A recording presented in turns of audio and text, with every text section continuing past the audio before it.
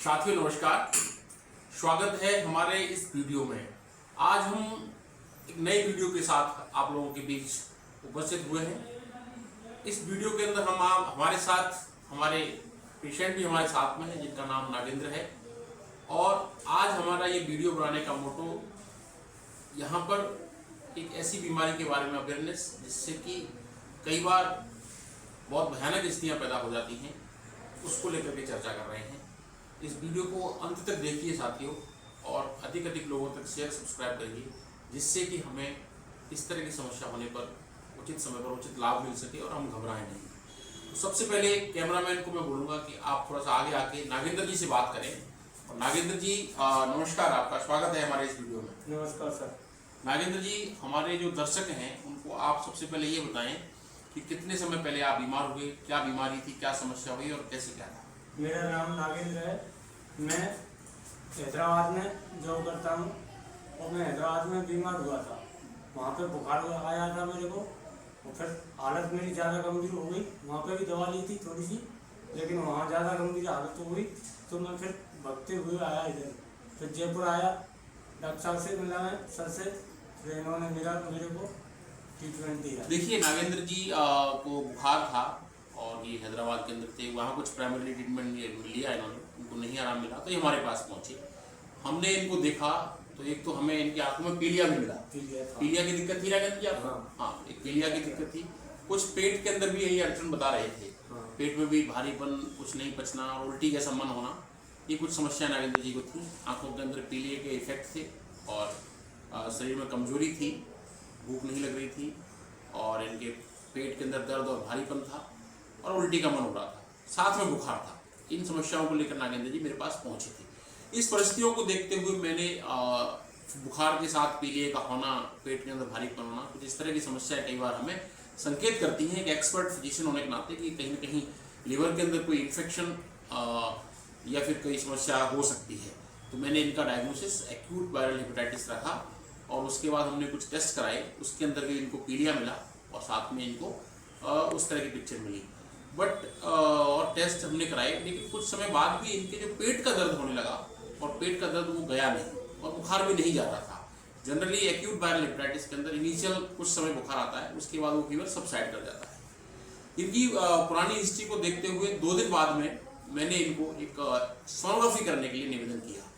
जब हमने सोनोग्राफी कराई तो हमें पता चला कि इनके लीवर के अंदर फोड़े हो गए हैं, यानी कि लीवर के अंदर मवाद बन गई है और उस लीवर के अंदर बहुत सारे मवाद के पाउच बन गए हैं।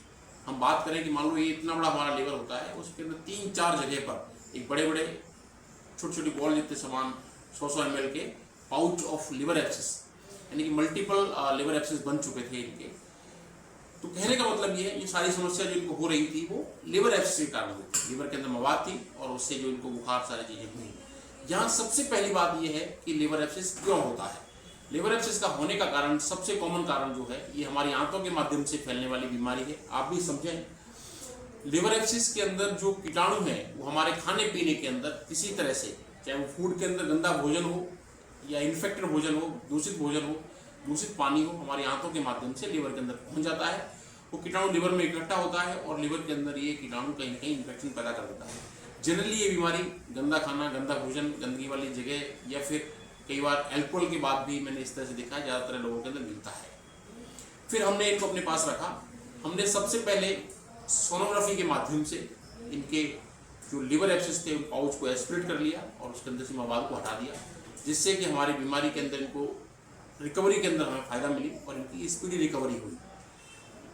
दूसरी चीज़, हमने इनको एंटीबायोटिक सपोर्ट दिया। अभी पिछले 2-3 दिन से ये बिल्कुल, आपको कोई बुखार भी नहीं है और ये कंफर्टेबल है। पीलिया भी इनका डाउन हो गया।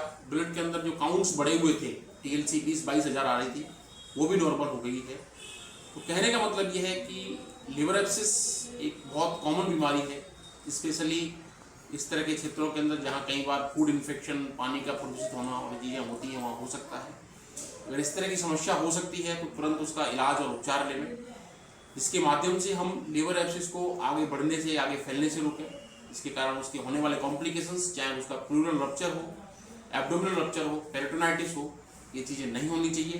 क्योंकि कई बार लिवर एब्सिस जब बहुत बढ़ जाता है तो लिवर एब्सिस रप्चर होने के बाद इस तरह की बीमारियां पैदा कर देता है और उसके कॉम्प्लिकेशन कई बार घातक और जीवन के लिए बेकार होते हैं। इसलिए समय रहते हुए उचित इलाज, समय रहते हुए उचित परामर्श और समय पर उचित डायग्नोसिस ही हर बीमारी का समाधान है।